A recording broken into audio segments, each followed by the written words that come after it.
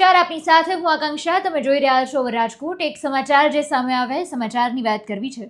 ધાંગધ્રા તાલુકાના બાઈસાબગઢ ગામ નજીક એક ગંભીર અકસ્માત સર્જાયો. જાણીતા હાસ્ય કલાકાર હકાભા ગઢવી કે જેઓ માતાજીના દર્શને ગયા હતા, પરત ફરી રહ્યા હતા, એ જ સમયે રસ્તામાં પાણી ભરાયા હતા અને એમની ગાડી અચાનક નદીમાં ખાબકી ગઈ હતી. આવડી મોટી દુર્ઘટના સર્જાઈ ગઈ હતી.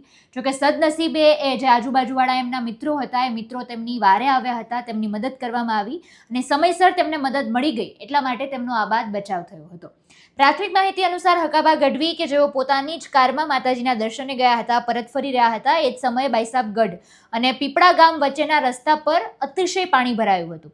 આ પાણી ભરાયેલા રસ્તા પરથી એમની ગાડી જ્યારે પસાર થઈ રહી હતી, અચાનક નદીમાં ખાબકી જાય છે અને અકસ્માતની જાણ થતાં તરત જ મિત્રો તાત્કાલિક ત્યાં પહોંચી જાય છે અને મિત્રો દ્વારા સમયસર બચાવ કામગીરી શરૂ કરવામાં આવી અને હકાભા ગઢવીનો આબાદ બચાવ થયો હતો. જોકે સમગ્ર મુદ્દાના દ્રશ્યો પણ સામે આવ્યા છે અને પ્રતિક્રિયા પણ સામે આવી છે, તો તેને સાંભળીએ. અમે ગયા હતા, હિંગળાજમાનું મંદિર છે પીપળા અને બાઈસાબગઢથી જવાય, અને હિંગળાજમાના દર્શન કરીને વર્તા વેરા અને 50-60 સ્પીડમાં મારી ગાડી હતી અને વચમાં ગોગા મહારાજ એટલે સાપ આડો આવવાથી મેં કાબુ ગુમાવ્યું સ્ટીરિંગનું અને ઊંડે ખાઈ રેતીમાં નદીની એમાં ખાબકી સીધી જ ગાડી એટલે બચી જાય. બાકી જો પલટી મારી જાય તો બચવાને કશો સ્કોપ હતા નહીં, પણ પાછળ 500 ફૂટ જેવી મારી ખ્યાલથી શેરી છે ગાડી શેઠી.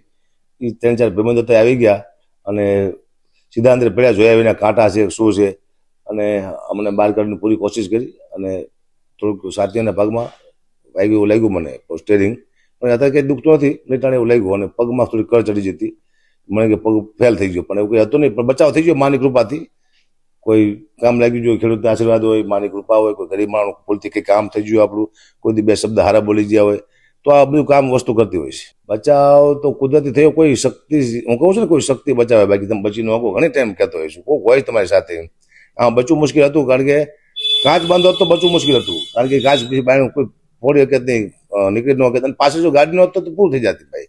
આ ધીમે ધીમે ગાડી તો ધસતી જતી હતી, અત્યારે લગભગ ગાડી અંદર વહી 2 કલાક ઉભર્યા તો ગાડી અંદર પણ વહી જઈ ધીમે ધીમે, એટલે અત્યારે તો આપણે પૂરા થઈ ગયા, પણ માને કૃપાથી બચી જાય. અને હું તો બધાને કહું છું કે સરકાર પ્રશાસન કે એનું કીધું કરવું. મને એવું હતું કે કોઈનું કીધું ન કરવું, પણ અનુભવ થયો કે ચોમાસાની અંદર કે ખાડા પડ્યા હોય છે, ભૂવા પડ્યા છે, રસ્તા અજાણ્યા હોય છે, ભૂવા પડ્યા હોય, કોઈ જનાવર નીકળે, કોઈ સાપ નીકળે, એને બચાવવા માટે આપ કાબુ ગુમાવી દો તો અકસ્માત થાય અને મરવાની કોઈ શક્યતા છે. તમારા બાળકોને બચાવવા માટે, તમારા પોતાના જીવને બચાવવા માટે સરકાર અથવા પ્રશાસનની તમે વાત માની એ મને આજ ખબર પડી. ક્યાં જઈ રહ્યા હતા? હું જો તો હિંગળાજમાં માતાજીના દર્શન કરવા માટે હિંગળાજમાં, અને વર્તા વેલો બસ એક્સિડન્ટ થયો.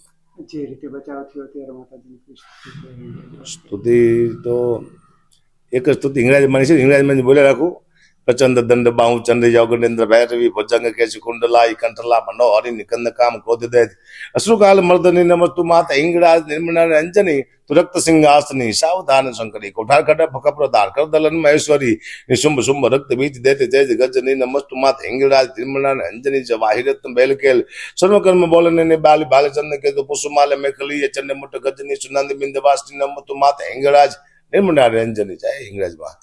જોકે આ ઘટના અત્યારે એક લાલબત્તી સમાન કિસ્સો પણ ગણી શકાય, કારણ કે અત્યારે બધી જગ્યાએ અતિશય વરસાદી પાણી ભરાઈ જતા હોય છે. ગુજરાતમાં તો ભારે વરસાદ આવ્યો છે, તો ગાડી લઈને જ્યારે તમે નીકળી રહ્યા છો, ખાસ રાત્રિના સમયે જ્યારે આપ નીકળી રહ્યા છો, તો ઘણીવાર પાણી ભરાયેલું હોય, નદી નાળા તળાવ હોય, કોઈ પણ મોટો ખાડો હોય, તો એ આપણને ધ્યાનમાં નથી રહેતો હોતો. તો આવી કોઈ ઘટના સર્જાઈ શકે, એટલે સાવચેતી રાખવી ખૂબ જરૂરી બની જાય છે. નમસ્કાર.